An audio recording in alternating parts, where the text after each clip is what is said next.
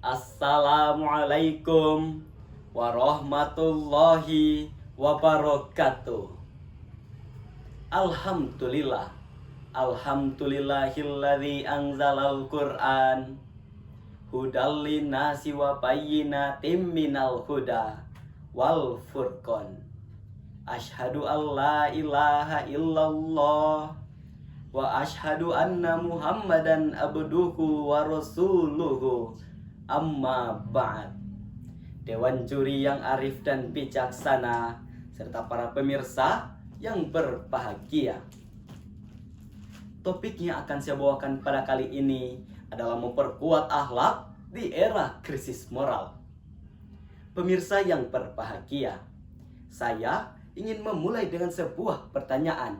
Apa yang terjadi jika sebuah bangunan tidak memiliki pondasi yang kuat?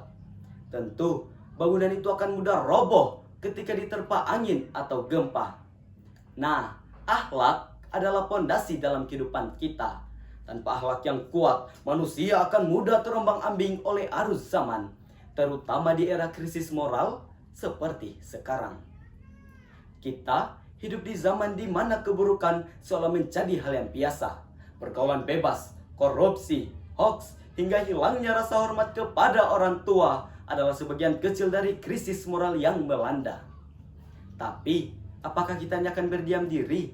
Tentu tidak. Sebagai muslim, kita mempunyai tanggung jawab yang besar untuk memperbaiki diri dan lingkungan sekitar. Pemirsa yang berbahagia, mari kita lihat contoh nyata dari krisis moral yang terjadi di sekitar kita. Menurut data Kementerian Komunikasi dan Informatika tahun 2024, kasus judi online di kalangan pelajar dan remaja meningkat sebesar 30% dibandingkan tahun sebelumnya.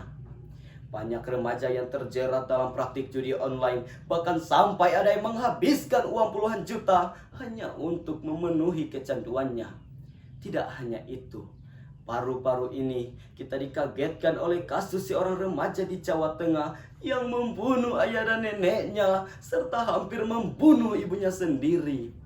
Remaja tersebut tega melakukan hal seperti itu karena tidak terima akibat dimarahi, sering bermain game online sampai lupa waktu.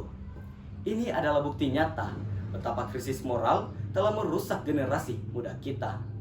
Pemirsa yang berbahagia, Islam memberikan tuntunan yang jelas dalam menghadapi krisis moral. Dalam surah Al-Qalam ayat 4, Allah Subhanahu wa taala berfirman, A'udzu billahi minasyaitonir rajim.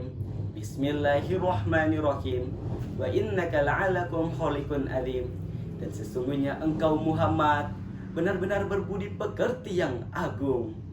Ayat ini menjelaskan bahwa akhlak mulia adalah inti dari ajaran agama Islam. Lalu, bagaimana cara kita memperkuat akhlak di era krisis moral seperti ini? Yaitu kembali kepada Al-Quran dan Sunnah. Al-Quran dan Sunnah adalah panduan hidup kita. Di dalamnya terdapat petunjuk lengkap tentang bagaimana seharusnya kita berbicara, bersikap, dan bertindak. Misalnya, ketika kita dihadapkan pada situasi yang memancing amarah, ingatlah sabda Rasulullah, Laisas syadidu bisur'ah, walakinna syadidul ladzi yamliku nafsahu indal ghadab.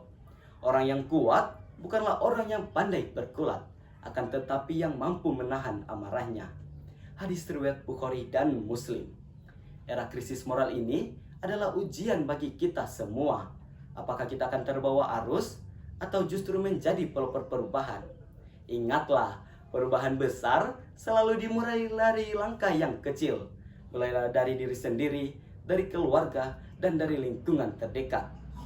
Mari kita jadikan diri kita sebagai generasi yang kuat akhlaknya, yang mampu menghadapi tantangan zaman tanpa kehilangan jati diri sebagai seorang muslim.